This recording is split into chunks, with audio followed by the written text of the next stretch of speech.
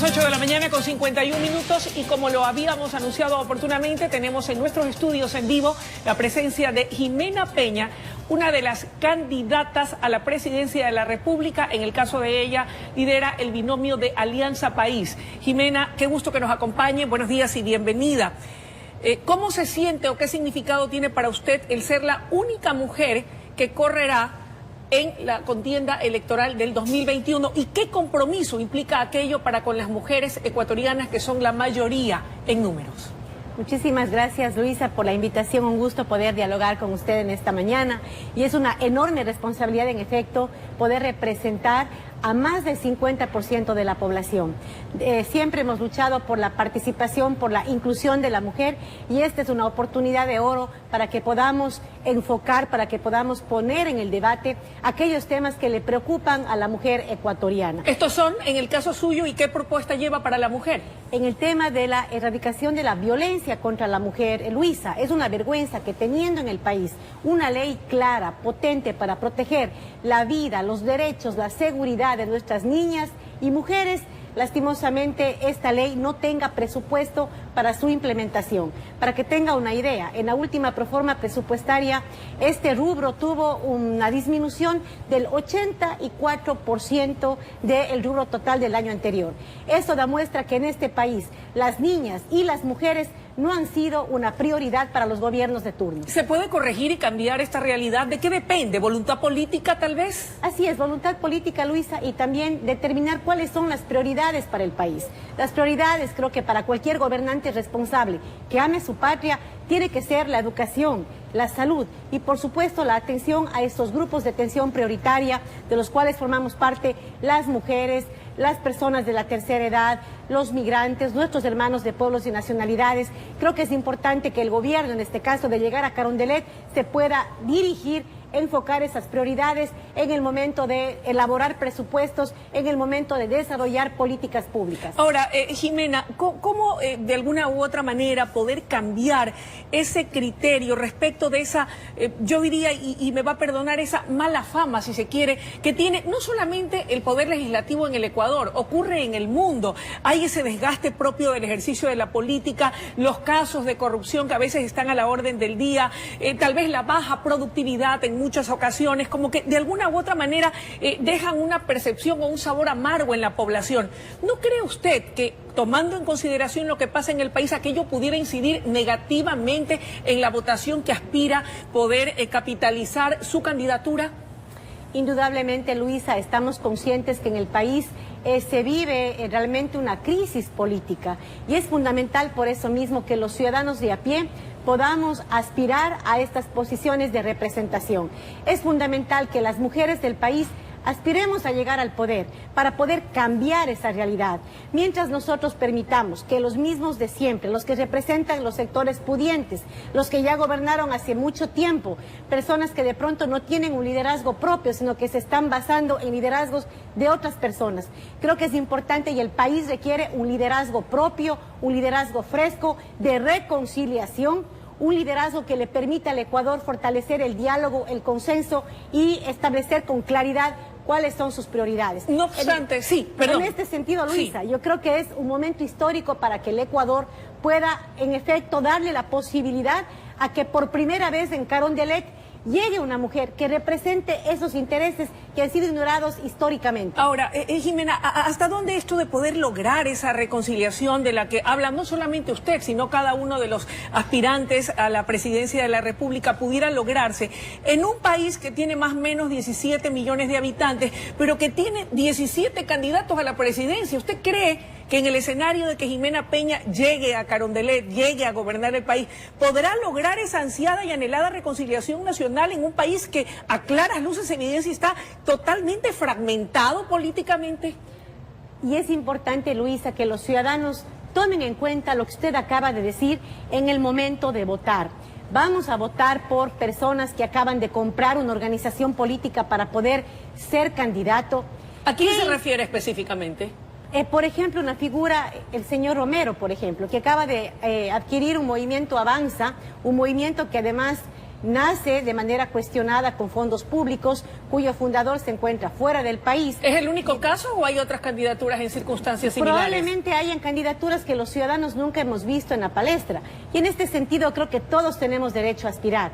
Pero para poder cambiar esa realidad, esa dispersión, es importante que le enfoquemos entonces a organizaciones políticas que tengan trayectoria, que representen intereses colectivos, Luisa. Eso es fundamental. Y lo hace Alianza País. Le pregunto esto porque ni bien trascendió que usted aspiraba y anunciaba su candidatura, automáticamente marca distancia del oficialismo y ha dicho, no soy la candidata oficialista. ¿Por qué? ¿Sería un demérito acaso? Estimada Luisa, como militante del movimiento, como legisladora, varias veces he tenido que expresar mi contradicción, mi oposición a ciertas decisiones que se han tomado desde el Ejecutivo. Jamás estuvimos de acuerdo, por ejemplo, en que se disminuya el presupuesto para las universidades. Jamás estuvimos de acuerdo, por ejemplo, a que se pague la deuda en medio de una pandemia. En esos momentos específicos pudimos sentar las diferencias y en este momento es fundamental dejar claro también que no soy la candidata oficialista, Movimiento Alianza País no es el partido de gobierno y en este momento probablemente los ciudadanos puedan identificar dónde están los ministros, dónde están los gobernadores que sí están de candidatos y probablemente sí sean la lista oficialista. Oiga, y dentro de ese contexto, ya que usted está marcando distancia, ¿qué va a pasar con el acuerdo que ha firmado el gobierno nacional en representación del país, del Ecuador entero, con el Fondo Monetario Internacional? Habida cuenta de que finalmente han llegado recursos frescos, por lo que era necesario, dijo el ministro de Finanzas de aquel entonces en representación del régimen, honrar un pago de una parte de la deuda, alrededor de 300 millones de dólares, para luego sí poder tener recursos frescos que ahora están sirviendo para atender necesidades prioritarias, pago a proveedores, pago a muchos sectores que estaban ansiosos y ávidos de poder contar con esos recursos frescos que estaban represados y que no habían en el país. Estimada Luisa, durante la pandemia creo que ningún país pagó la deuda. Creo que fuimos el único país que hizo un esfuerzo por sobre la vida de sus ciudadanos para cumplir con ciertas obligaciones que en la región no se estaban pagando. ¿Y usted va a honrar ese compromiso con el FMI? Estimada Luisa, es fundamental que cualquier persona que llegue a Carondelet, en este caso de Serió, entable una mesa de trabajo de cara a la ciudadanía, de manera transparente, para poder conocer en efecto y confirmar que lo que se dice es verdad, que este acuerdo es basado en los intereses de las grandes mayorías. Yo me comprometo a hacer un análisis responsable. E insisto, Luisa, si es que esos acuerdos van a beneficiar a la gente, en este caso con liquidez, pero ¿a costa de qué? ¿Cuál va a ser el pago? ¿Cuáles van a ser las condiciones? Las recomendaciones. Son realmente recomendaciones porque cuando usted le recomiendan algo, usted dice gracias, pero no.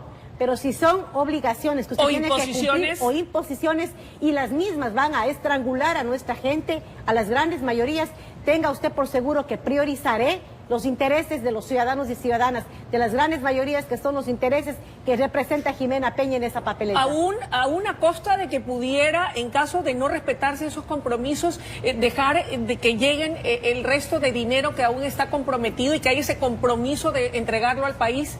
Por eso es importante analizar con responsabilidad.